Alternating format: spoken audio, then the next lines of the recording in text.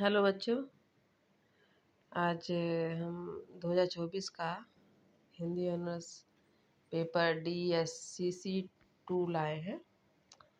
आधुनिक हिंदी कविता छायावाद तक और फुल मार्क्स हो 75। ठीक है। और इसमें 3 पार्ट इसमें भी हैं सेक की तरह। और पहला वाला जो पार्ट है क्वेश्चन नंबर 1 में इसमें कि क से लेकर अंगा तक क्वेश्चन दिए गए हैं और इसमें 3 क्वेश्चन करने होंगे, 3 प्रश्न करने होंगे। आलोचनात्मक प्रश्न है। ठीक है। ये 12-12 नंबर का है, एक क्वेश्चन 12 का है।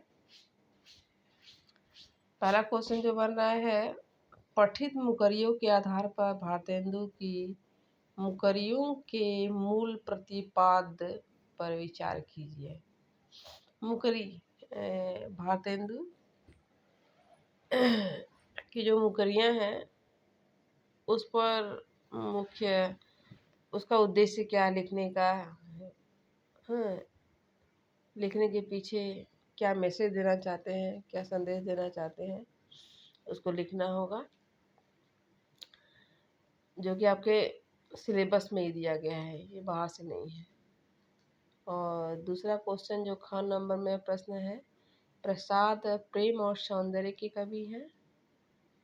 प्रेम और सौंदर्य के कवि है जयशंकर प्रसाद। इस कथन पर विचार कीजिए, इस पर आपको लिखना होगा।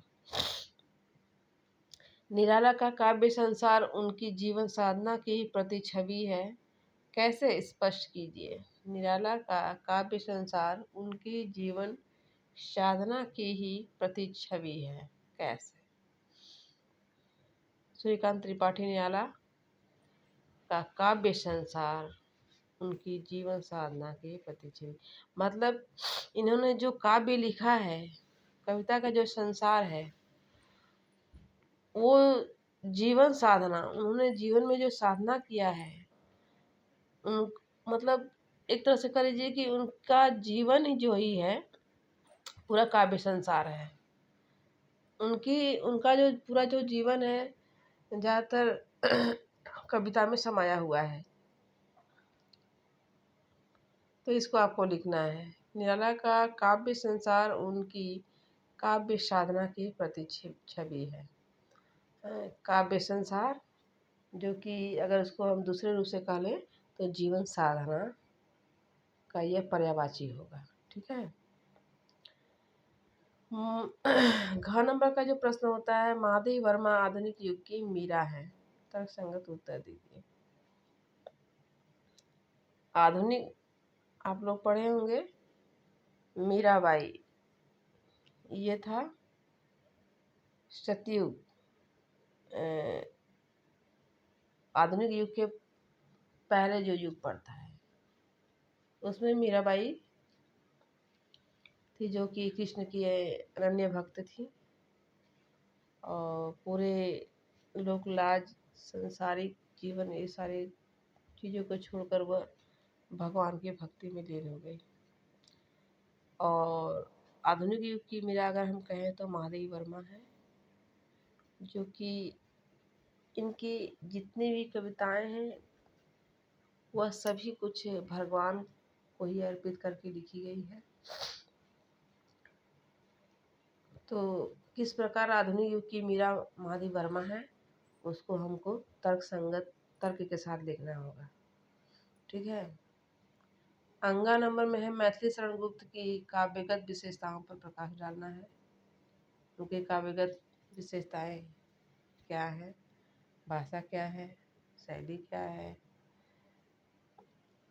और सारी तरह तरह की जितनी विशेषताएं हैं उसको लिखेंगे।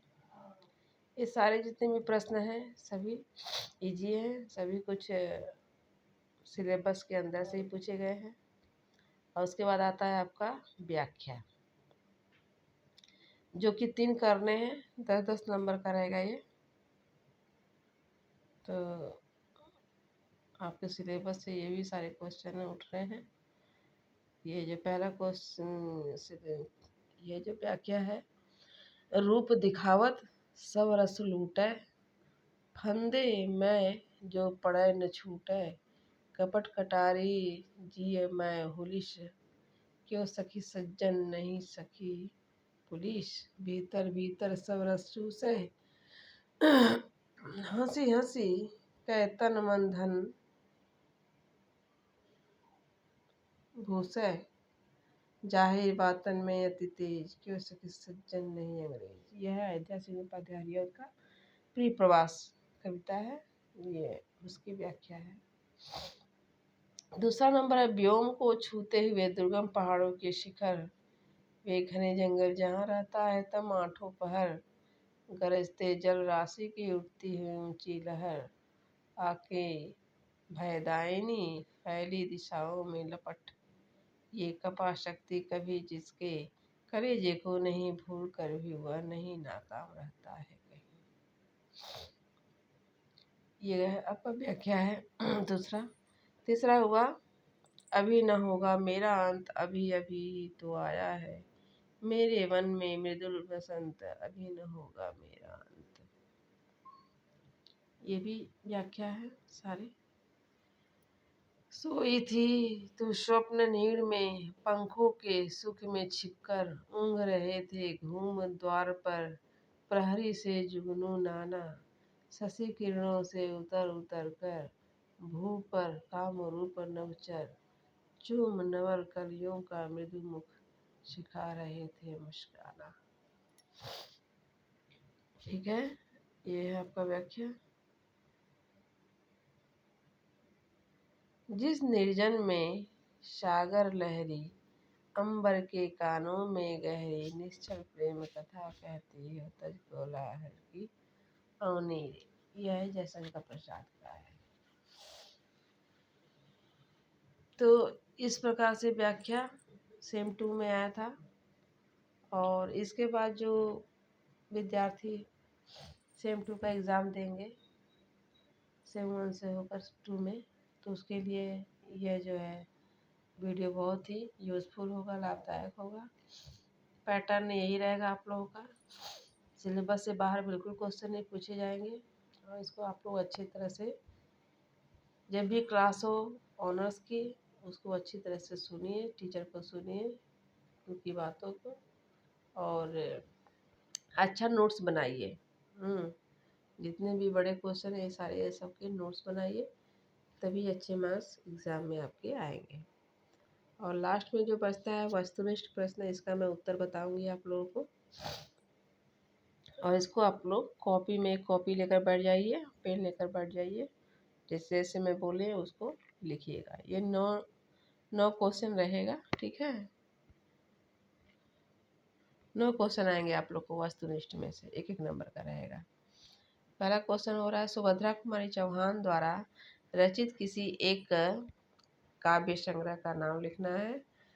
तो इसमें एक मुकुल है और एक त्रिधारा है, तो इस दोनों में से आप लोग एक ले सकते हैं, ठीक है।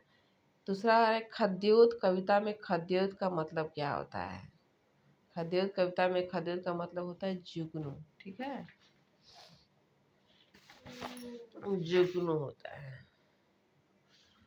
तीसरा हुआ, ऐसे ही संसार के बीते दिन पछमास, कवि का नाम लिखना है आपको, ठीक है। इसके कवि हैं, ये जो कविता जागो फिर एक बार है, और इसके कवि जो है श्रीकांत त्रिपाठी निराला जी हैं।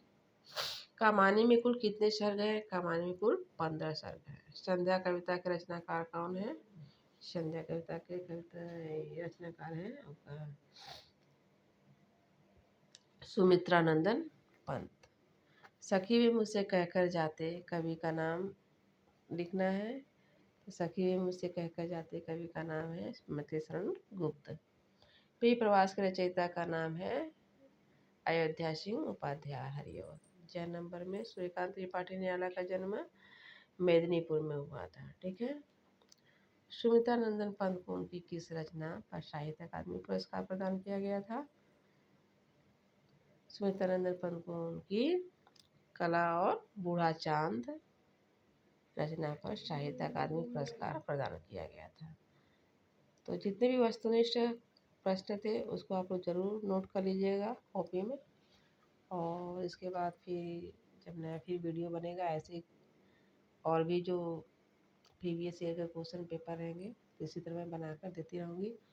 और उसके लिए बच्चों आप लोग ज़रूर, चाहे नोट्स हो मैं कुछ भी बनाऊँ तो ताकि आप लोग को मिल सके, उसके लिए आप लोग चैनल को सब्सक्राइब कीजिए, लाइक और शेयर कीजिए ताकि फिर से नोटिफिकेशन आप लोग को मिल सके, जो भी मैं बनाऊँ क्वेश्चन आंसर आप लोग को मिल सके।